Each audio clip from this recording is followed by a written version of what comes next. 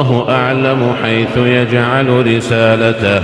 سيصيب الذين أجرموا صغار عند الله وعذاب شديد بما كانوا يمكرون فمن يرد الله أن يهديه يشرح صدره للإسلام ومن يرد أن يضله يجعل صدره ضيقا حرجا كأنما يصعد في السماء